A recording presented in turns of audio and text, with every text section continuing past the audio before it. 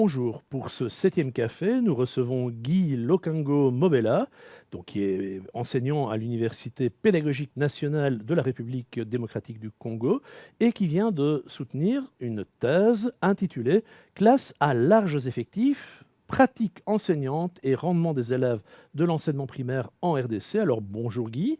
Bonjour Marc. Est-ce que tu peux nous dire quelques mots sur le titre de ta thèse? Tu parles par exemple, de classe à large effectif, fort effectif. De quoi tu parles?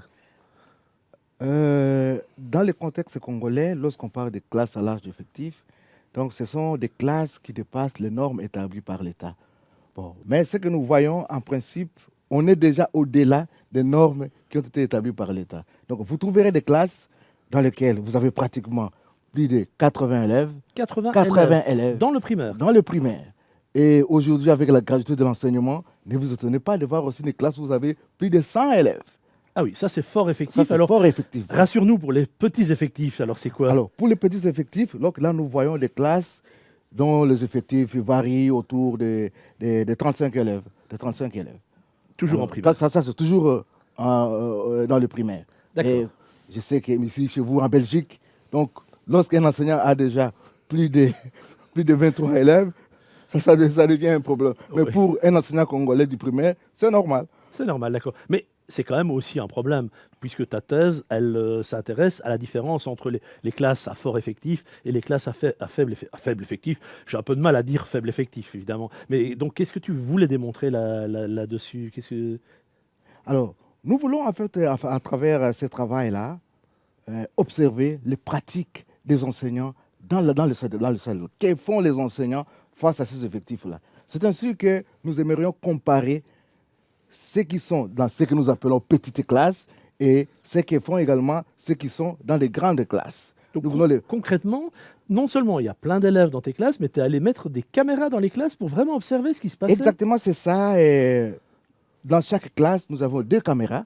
Il y Ouais. avait une caméra placée devant et l'autre placée derrière. Donc, la caméra qui était placée derrière la classe, c'était vraiment fixée sur l'enseignant pour pouvoir surveiller tout ce qu'il fait, tous ses mouvements, tous ses gestes, comment il pose les questions, est-ce qu'il se déplace, tout cela, nous allons examiner ça. Et l'autre caméra, c'était pratiquement pour voir les élèves, mais c'est vrai, c'est un aspect que nous n'avons pas développé dans le cadre de cette thèse. Donc tu t'es surtout intéressé aux activités que développent les enseignants.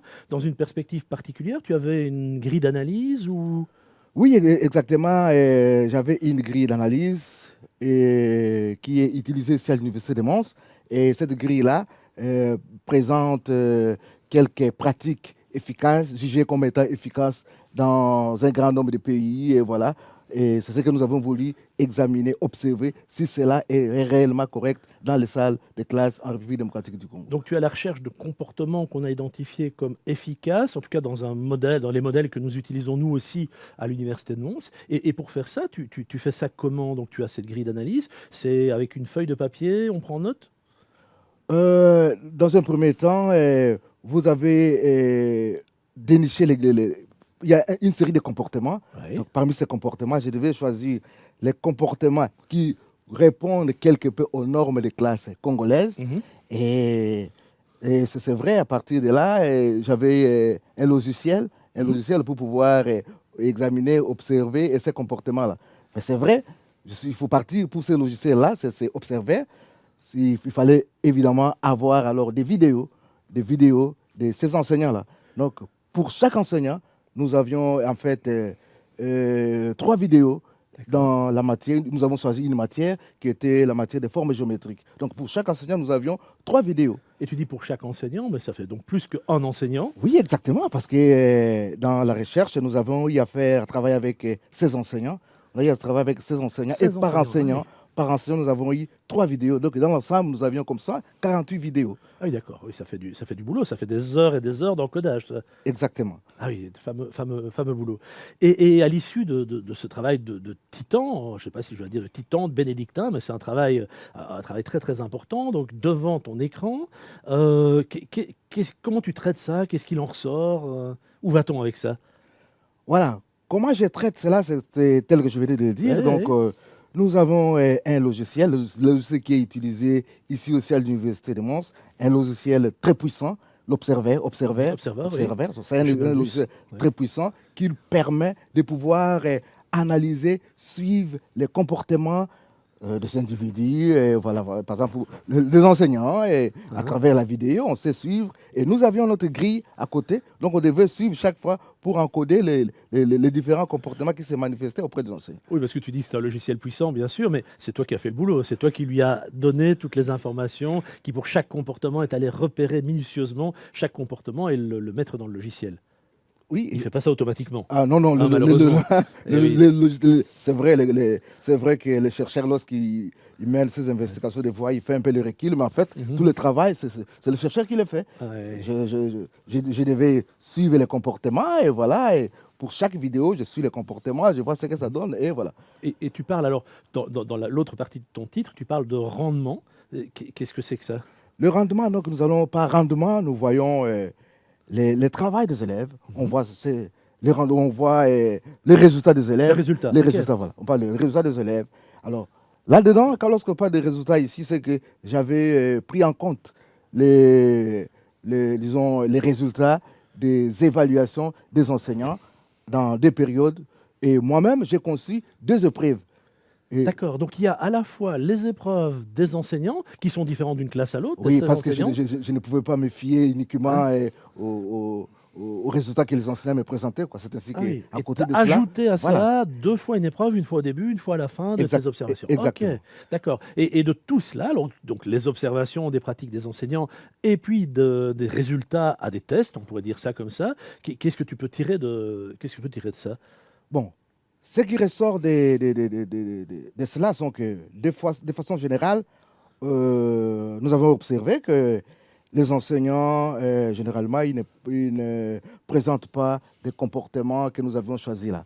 Mais c'est qu'on on trouve quand même, les enseignants dans les petites classes, on trouve que ces enseignants-là, ils développent quelques pratiques qui sont très intéressantes. Par exemple, le fait de poser des questions, le fait de faire des feedbacks, le fait de bien mener le cadrage des leçons. Ce sont des éléments que nous avons trouvés comparativement aux enseignants des grandes classes. Donc tes 8 enseignants des grandes classes n'ont pas tout à fait les mêmes caractéristiques, ne font pas exactement la même chose que les collègues de petites classes qui peuvent développer davantage de feedback peut-être.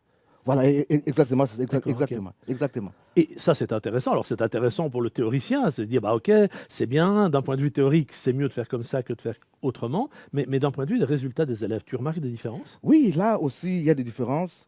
Les élèves des petites classes, de façon générale, ils ont présenté des très bons rendements par rapport aux élèves de grandes classes. Et c'est dans toutes les évaluations, que ce soit dans les évaluations des enseignants, que ce soit même lorsque j'observe les résultats de mes épreuves aussi. Ah oui, donc même à tes épreuves qui sont, elles, communes à tout le monde, tu remarques ces différences entre petite classe et grande classe, mais peut-être ce qui est intéressant dans ton travail, c'est là tu as des explications, c'est-à-dire que ce n'est pas simplement les grandes classes sont moins efficaces que les petites, mais on peut voir que les enseignants ont des pratiques différentes dans les grandes classes et dans les petites classes, et dans les petites classes, ça semble plus efficace. Exactement, C'est ça. correct. Exact. Ok.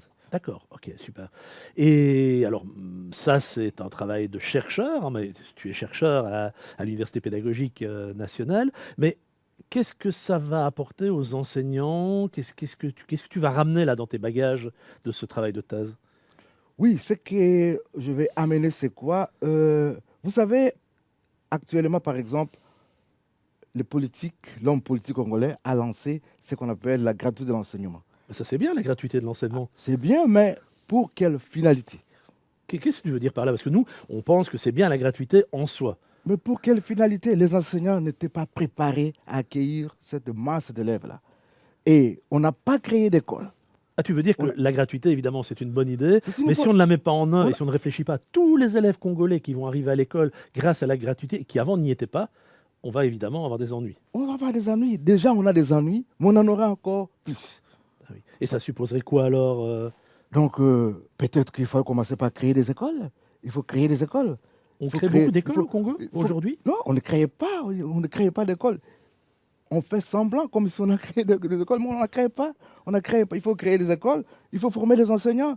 Il faut former les enseignants. Parce que la politique de formation des enseignants n'existe presque pas, n'existe pas en République démocratique du Congo. Nous sommes en train aujourd'hui d'appliquer, je ne sais pas, les programmes d'IA 1960, 1980. c'est presque le même programme que de l'époque coloniale que nous sommes en train d'utiliser.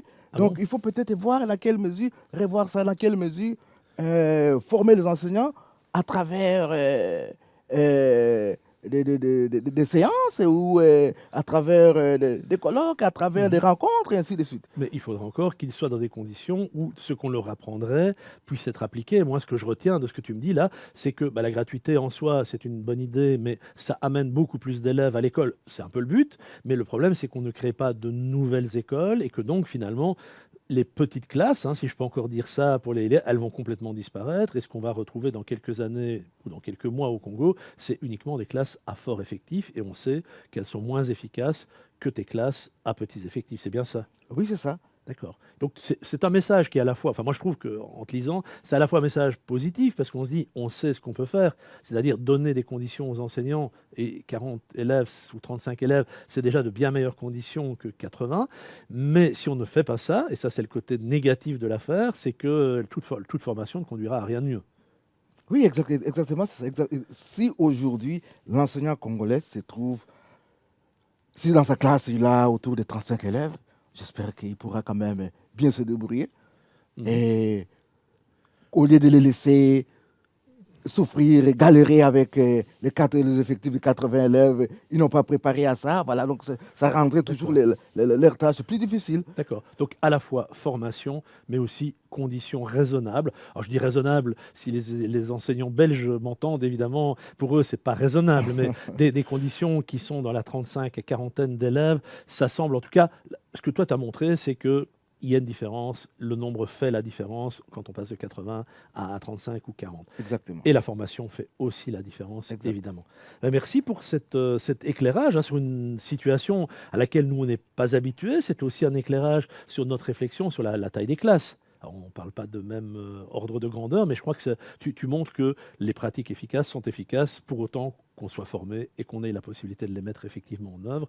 Je pense que tous les collègues qui sont intéressés par ton travail, et je suis certain qu'ils sont nombreux à la fois en Afrique francophone, en République démocratique du Congo, mais aussi en Europe, parce que ça nous a fait réfléchir. En tout cas, moi, le plaisir que j'ai eu à encadrer ta thèse, c'est aussi de me faire réfléchir sur notre propre système. Donc, merci beaucoup, Guy, et surtout, bah, j'espère que ton travail va aider les collègues auxquels on pense.